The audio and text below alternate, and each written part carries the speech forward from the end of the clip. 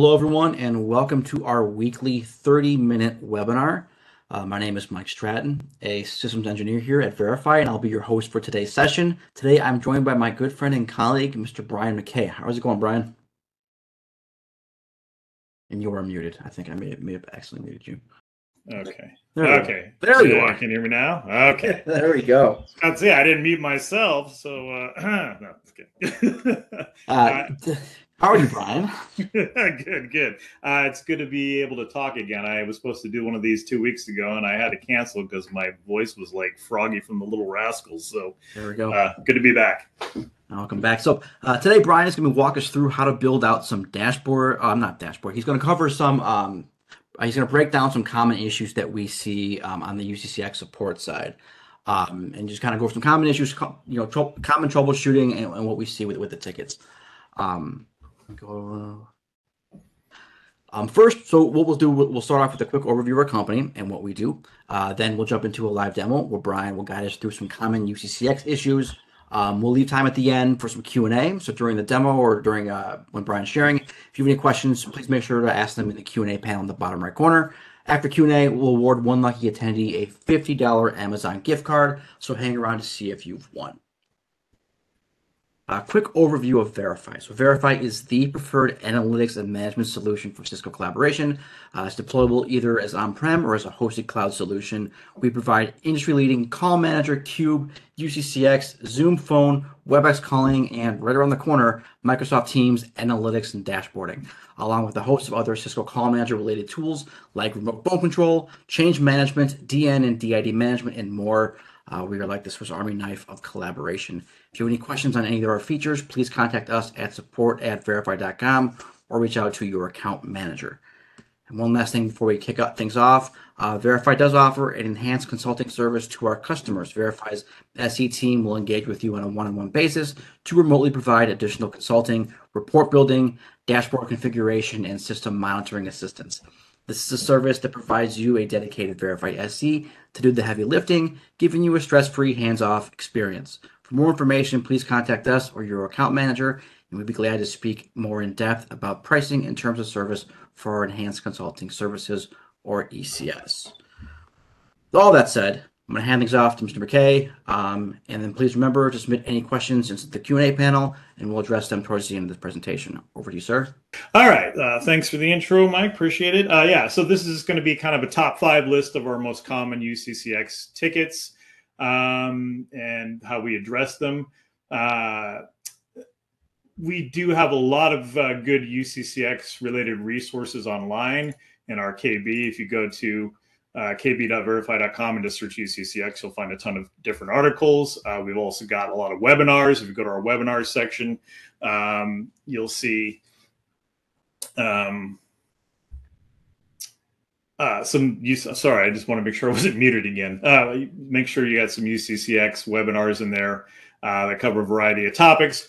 Like I said, we're just going to kind of be covering the most common issues today. So first of all, let me get my script back up here. I've got too many windows open, as is usually the case with these things. All right, so if you're experiencing issues with your UCCX cluster, first thing you want to do is go to your UCCX cluster page and look at the cluster settings right here. Oh, wait a minute. Why is this all blank now? Okay, I love when that happens. Let's try that again. Okay, I may have to refresh the page. And this is why we love doing this live. Okay, I just refreshed it before we started too, because I didn't want this to happen, but best laid plans. All right, so let's go back here. Let's go to CCX clusters. So we have our cluster list here. So I'm gonna use the real-time UCCX cluster because that's got a secondary and that's going to come into play later. So the first thing you want to do is check your cluster. There we go. There's our data. Make sure that your IP address, host name are correct. You're going to want to make sure that your historical reporting user and wallboard user passwords are correct. That's very important. Obviously, we're not going to get anywhere if those are incorrect. Same thing if you have a secondary server IP, you're going to want that set up. You're going to want to make sure you have your finesse account set up properly, and we're going to cover that in more detail in a minute. And then auto log directory, you don't need to worry about just ignore that part. So that's the first thing you want to check. Now, if you do need to change or reset your historical reporting user password, sometimes people aren't sure where to go to do that. Let me jump over to my jump box here, and we're going to go to, oh, I'm in serviceability. I need to go to administration. So let's go to tools, password management. And this is where you're going to reset both your wallboard user and your historical reporting user right here. Now, just keep in mind that other third-party reporting wallboarding apps may be using these as well. So if you're resetting these to try and get Variphy connected, you may end up breaking those. So that's always something to keep in mind, that you're not using any third-party thing that might be affected by changing these accounts. But otherwise, it's totally safe to change these on the fly. And then once we've got them reset, we should be able to get authenticated. So let me go back to my desktop. So that's the first thing. Make sure that that is correct. And then the next thing that often affects our connection is the finesse account not be setting up properly, or rather not being set up properly. And then just to show you, we do have documents on how to do this in our KB, how to set up the account, the wallboard and historic reporting user passwords and everything. And there's some other stuff that we're going to get to in a minute in here. So I'm just going to close these as I go along so I don't keep getting tabs mixed up. Now I'm not going to cover all the steps to create a finesse user because there's a lot of them. So in the interest of time, I'm just going to kind of keep this brief. But basically, it involves, adding a CTI route point device, adding an application user, and this is in Call Manager, by the way. Before we even get to the UCCX part, we have to add this stuff in Call Manager. Add the device we created to that user. So there's a lot of steps in here in the Call Manager part that I won't go over, but this is all documented in this KB article here, how to create a finesse user for Variphy authentication. But the one step a lot of people miss when they're setting this up is actually on the UCCX side. So let me go back here. So if we go to user management, user view, we're going to look for the Variphy. Oh, it already came up here. The Variphy XMPP. That is the user account we typically create for these. I mean, obviously, if you want to use something different, you can in your environment, but that's what we use to keep it standardized. So usually, if this is still not working and everything on the CUCM side checks out, it's most likely an issue with the roles assigned or the capabilities. So we need administrator, agent, and sometimes supervisor. So I just add all three of those. So if one of those is missing, make sure you just add it here and update that change. That will usually address the issue with the finesse account not being configured properly. All right, moving right along. The next thing I want to address is issues that we run into with real-time widgets. So we're not going to be building any widgets today, but we are going to be talking about issues that affect widgets. So with the real-time widgets, they kind of get their data from a different place than the more historical type widgets, that show stats for, current day, week, month, whatever, get their information. So the real-time is kind of in a separate section of the database. And sometimes we see issues where that is not getting updated properly, and then we're fetching stale data or maybe even getting no data at all. So there's a few things we can do to address that. Let me go back to my desktop here. There's separate things for each type of widget. So with the agent real-time widget, I'm just going to scroll to the bottom because that's where the troubleshooting steps are in this document. So there's two things. You could do a trick called resubscribe to the XMPP service. And then another thing you may need to do is check the system time on both the UCCX server and the Variphy server and make sure that they are synced up. Ideally, they have NTP synced and enabled and are showing the same, date time information. They can be off a little bit, but if they're off more than, I would say, a minute or two, then you're definitely going to get like sync errors, and then that's going to cause the dashboard to not update. But as far as resubscribing XMPP, all you really do with that is just put in you go back to the properties for the cluster, in Variphy and just change this user to something else, like a bogus account, basically. So you could just do like XMPP2, for example, save it. Obviously, that's not a valid account, so that's not going to work, but that's fine. What we're going to do is once we save it, we come back in, change it back to XMPP, save it again. That's going to put the right account back in and force it to resubscribe to the XMPP service. And a lot of times that will fix the issue. I mean, it's not going to fix it forever necessarily, but it will address it for the time being. It's kind of more of a workaround, unfortunately, than a permanent fix in some cases. But that's the easiest and quickest and most common thing to do to troubleshoot this issue. You don't really need to update the password when you're doing this because it will just keep the same password. Even if you change the username, we'll just keep whatever the last password on file is. So you don't need to worry about the password. Just basically change that and change it back. And that will address it a lot of the time. The other thing you may need to do is check, like I said, check the date time on here. So if you just do show date, it will show the current date and time stamp. And then let's see, I'm trying to remember what the other command was. Oh, there it is. Utils NTP status will show whether NTP is enabled and synced. Currently, it is synchronized to NTP. So ideally, you do want both servers to be synchronized to the same NTP if possible, so that the date time stamps are as close together as possible. Okay, so yeah, that's usually the most common issue with the agent real-time widgets and not updating properly. It's one of those two. So if that still isn't working, it may require rebooting the cluster or even getting TAC involved. But usually, from what I've seen, 9 times out of 10, this is going to address the issue for sure. So the other thing is with the CSQ widgets. Let's see. I'll come back to this one actually, but yeah, let's close this one out. So with the CSQ widgets, that's kind of a different story. It's usually because a table in the database is not getting updated properly. And there's a query we could run. I'm just going to copy this actually, if it'll let me. Okay, here we go. So we can just run this in here. Now it's probably going to show no records because this is a lab box and I don't think there's been any recent activity on here. Or it's not going to show anything. I'm not sure what's freezing up there. Okay, interesting.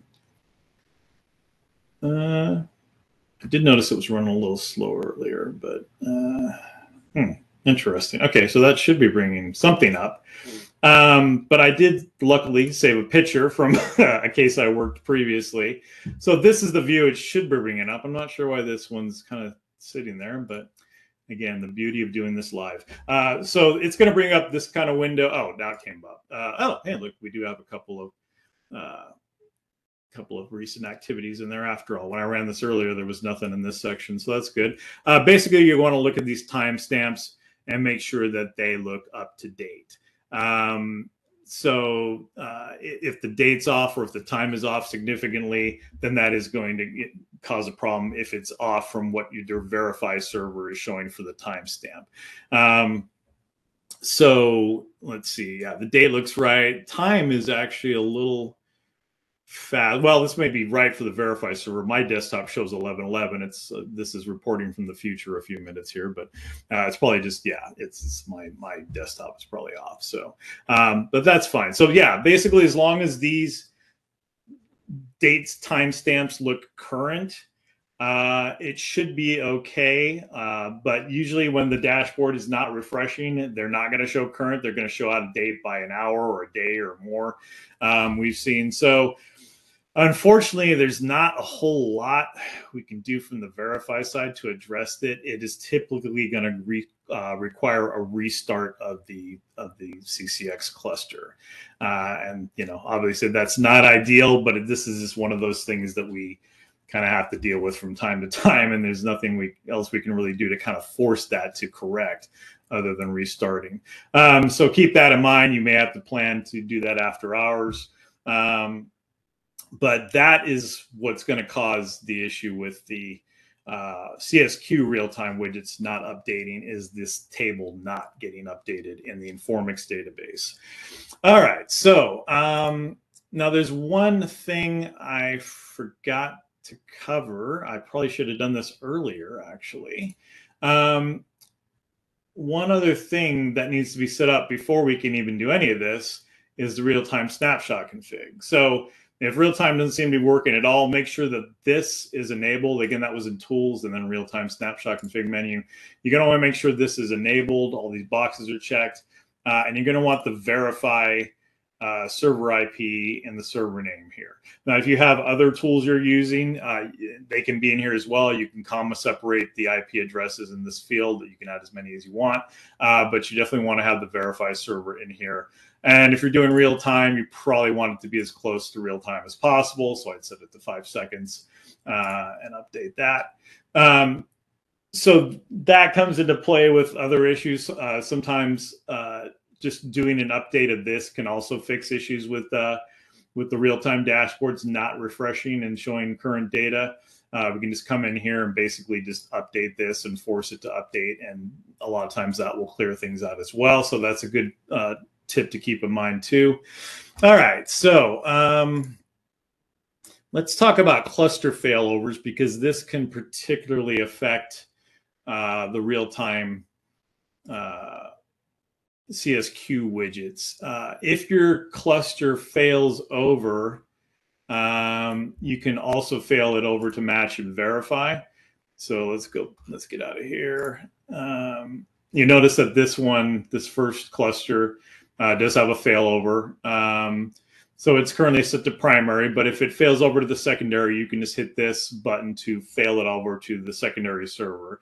Now, most of the dashboards will continue to work fine in that case, but the real-time CSQ will not, and that's because that data only gets updated on the publisher. So you would need to have that failed back to the publisher and then fail this back to the primary as well in order to get that working again.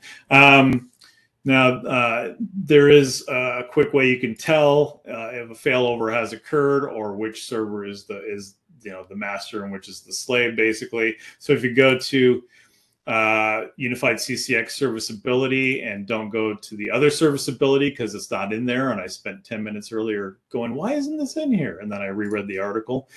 So make sure you go to the right serviceability first of all, but you're going to go to Control Center Network Services, and it's defaulting to HA for some reason, but you can see under HA the Cisco Unified CCX engine and database are set to slave, which is as it should be.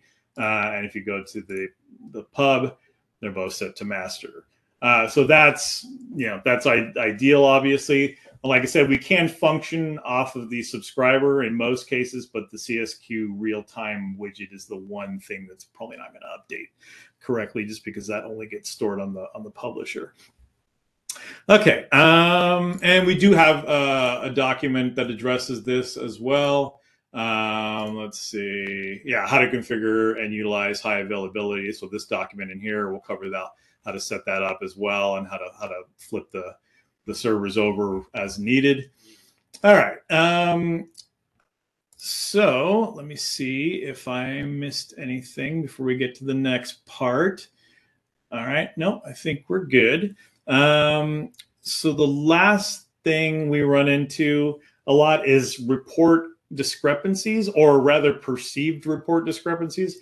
And it's usually one of two things. It's usually one, they compare our reports to the finesse reports and notice that our counts are a little bit higher. And that is because we include ring no answer calls, where I believe the finesse reports screen those out. So that is why the calls will usually be a little higher, is because of those ring no answer calls. And there are ways we can't necessarily filter them out, I don't think, but we can identify the ring no answer calls in the reporting, and I'll show you in a second. And then the other thing we see is on reports, sometimes we see things where there's duplicate calls, or things that look like duplicate calls. And they're really not necessarily duplicate calls. What's happening is the call may be ringing the agent the first time and the agent doesn't pick up for whatever reason, and then it gets bounced around, goes back in the queue, whatever, and then it gets presented to the agent again, And then on the second time, the agent actually picks it up. So it's going to show the agent getting, in the report, it may show the agent getting 2 calls from that number, but in fact, it's the same call that just got bounced around and then got presented back. So there's a quick way to identify those as well. Excuse me. So if you go into the verify reporting, you can do it into CSQ or an agent report. Basically, under the statistics, you're going to add RNA count or RNA percent. That's going to give you the ring no answer counts out of the total counts. That way, you know exactly how many of those calls were rung to an agent and presented but did not get answered, at least not on the first try. And then in the call details, you can add a field called talk time. And if you see an instance where it seems like there's duplicate calls in there, you can look at the talk time and you'll see most likely the first one is going to be 0, and then the second one will actually have a positive talk time. And so that's addressing that case where it gets presented to the agent twice and they don't pick up until the second time. All right. I think that's about all I had. Mike, are there any questions? All right, let me jump into the QA real quick. There is one question. It's from Brad. The question is, we have built a dashboard for our call center agents, supervisor, and managers. They will all run the dashboards simultaneously, which cause performance issues with some of the real-time gadgets configured. I know we are using dashboards in a way that wasn't necessarily intended to design. Is this or can be a roadmap or item to help fix the issue? So we've already got something to address that. If we go to a dashboards here, we've got a permalink feature. So you can do share. You can share dashboards in a couple different ways. One is, share it indirectly to users or groups. But that's usually not something you want to do unless they need to make a copy of it for their own use. So basically the way dashboards are partitioned and verified, everything's locked down by profile. So you create a dashboard under your profile. You can share it with others so they can see it, but they can't make any changes to it. But if you share it directly with another user, if they need to use your dashboard as a template for something they're working on, they can copy the dashboard or copy individual widgets from the dashboard and make that into a new dashboard for themselves that they can then edit. So that's basically how we propagate the dashboards for now. That may change in the future, but for now, that's the way we're doing it, just to keep everything kind of more secure by specific profiles, because you may not want everybody viewing everything that's available in your dashboard. So that's one thing you can do is add it to a specific user or group if you want to give them the ability to do that. But in most cases, people just need to view the dashboard. They don't need to make changes. They don't need to make copies. They just need to view it on a call center floor or whatever. So what you're going to want to do is turn on this permalink. You just do allow public access, and then you distribute this link right here. And multiple people can view this off a single permalink, and you're not going to have basically 20 different profiles logged in all trying to view the same dashboards. It just will save a lot on resources. And if anything changes with the dashboard, the permalink is, as the name implies, always permanent. So any changes will stick with that link. You don't have to issue a new link anytime you make changes to it. It's just always going to be the same link. Unless you, of course, delete the dashboard and start over, then you'd have to do a new permalink. But that link will always be associated with that dashboard. So when they're in the permalink, so for example, you can require a security passphrase if you want. It's pretty much optional, but if you want just a little extra security, you can put that in there. Most of the time we just leave that off though. So I'll copy this link and I'll save this, and then I'll put it in the permalink mode. And that will bring up this view. And this is just going to be just a read-only view of the dashboard. The only thing they can change is the appearance of it, and that's just in this view. It's not going to change it on your copy of the dashboard if it's in your profile. You can change the font size, the spacing, blah blah blah, but that's about it. You can't really do any kind of editing. All you can do is change the appearance of widgets individually as well, or you can just refresh, and that's it. You can't access any other menus in Variphy or do anything else with the dashboard. So this is ideal if you just need to share it out to a bunch of people so that they can see it. And that way you don't have to worry about who has permissions to what and whether they're changing anything or whatever. All right. Anything else? Brad followed up. He said he has, to clarify, he has 100 agents looking at the same permalink. Mm. I would say in that case, given that number, that Brad, yeah, open a support ticket with us if you haven't already. There's some stuff that we can do behind the scenes to kind of mess with the connect, mess with, but modify the connections and how everything goes. I know, Brian, we've seen some of that recently with Yeah. I some did have a customers. ticket on that the other day where we went in and modified some settings on basically how many concurrent threads the dashboard's allowed to use. It requires going into the H2 database, so it's not something you can do through the UI, but we can certainly assist with that and see if that helps. I mean, I've never heard of the 100 users is a lot though, so maybe we are kind of pushing some boundaries with that one. Okay, cool, perfect. And Brad said he already opened up. He's currently working with us on a ticket. So yeah, Okay. we'll see how that pans out and then go from there. Okay. I think that's it for the QA. Unless anyone else has any last minute or last second questions, go ahead and type them away in the QA box. Okay. All right. I will. But I'll take back control. Or thank you all to everyone who attended today. We appreciate you making time in your busy schedule to join us. Our next session will be February 28th, when Trey and Jim will give everyone a sneak peek at our upcoming Microsoft Teams reporting. Thank Nice. you. Yes. Thank you, everyone. We look forward to seeing you next week. All right. Thanks, everyone.